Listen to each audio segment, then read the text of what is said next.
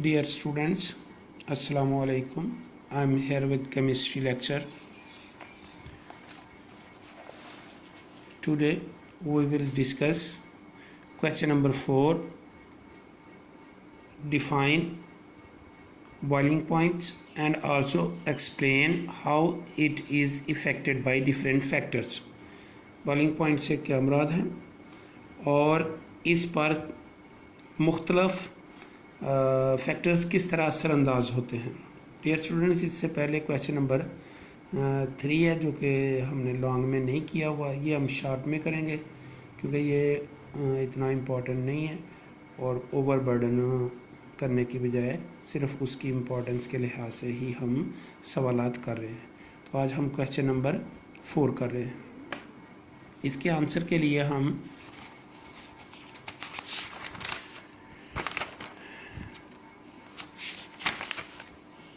Page number 87 हम line number 3 से discuss करेंगे। Boiling point is defined as the temperature at which the vapour pressure of a liquid become equal to the atmospheric pressure और any external pressure. यानी boiling point वो नुक्ता है जहाँ पर एटमॉस्फेरिक प्रेशर और वेपर प्रेशर वो इक्वलाइज हो जाते हैं और लिक्विड जो है वो बॉयल करना शुरू कर देते हैं। उसके बाद आपने ये लास्ट पे आ जाना इसी पेज के different factors. The boiling point of a liquid depends upon the following factors. In factors पर इसका इन्हिसार होता है। Number 1, nature of the liquid.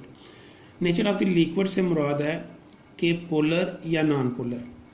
तो डियर स्टूडेंट्स, जैसा कि आप जानते हैं कि जो नॉन पोलर लिक्विड्स होते हैं उनके अंदर इंटरमॉलिक्यूलर फोर्सेस वीक होती हैं। नॉन पोलर में इंटरमॉलिक्यूलर फोर्सेस वीक होती हैं, जबकि पोलर जो लिक्विड हैं उनके अंदर इंटरमॉलिक्यूलर फोर्सेस स्ट्रांग होती हैं। इसलिए जिनके अंदर इंटरमॉलिक्यूलर फोर्सेस स्ट्रांग होगी उनका बॉइलिंग पॉइंट भी हायर होगा। The polar liquids have higher boiling points than that of non polar liquids because the polar liquids have strong intermolecular forces. Next आ गया इंटरमॉलिक्यूलर फोर्सेस। अब ये उसी से रिलेटेड है जिस तरह मैंने अभी आपको बताया है कि nature of the liquid. Nature में हमने 2 चीज़ों को डिस्कस किया है, पोलर और नॉन पोलर।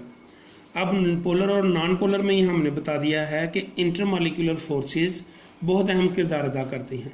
तो जब हम इंटरमॉलिक्यूलर फोर्सेस की बात आते हैं तो यहाँ भी हम वही बात को रिपीट करेंगे कि intermolecular forces play a very important roll on the boiling point of a liquids. Substance having strong intermolecular forces have high boiling point because such liquid attains a level of vapor pressure equal to the external pressure at high temperature।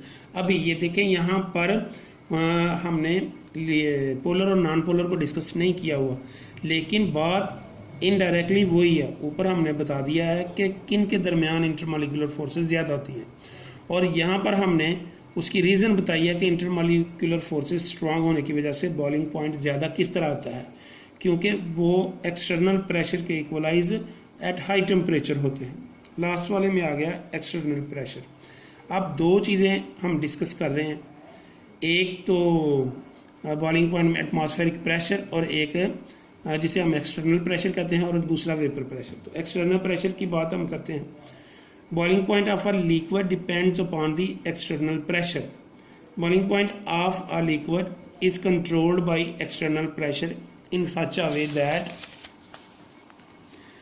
it can be increased by increasing the external pressure and vice versa. यानी अगर हम external pressure को increase कर देते हैं तो उसका boiling point भी इंक्रीज हो जाता है, अगर हम उसको कम करते हैं कम। और यही असूल हम प्रेशर कुकर में अप्लाई करते हैं जब हम उसको बंद कर देते हैं। तो इसीलिए क्योंकि आपको पता है कि एट हिली एरियाज़ पानी बहुत जल्द इवेपोरेट हो जाता था, तो वहाँ पर दाल वगैरह या गोश्त वगैरह को गलाने में बड़ी प्रॉब्लम होती है। तो इस प्रॉब्लम को सॉर्ट आउट करने के लिए प्रेशर कुकर में यही रूल अप्लाई किया जाता है ताकि उसको हम कंट्रोल कर सकें।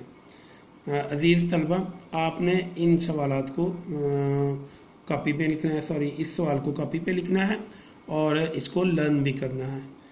अस्सलामु अलैकुम।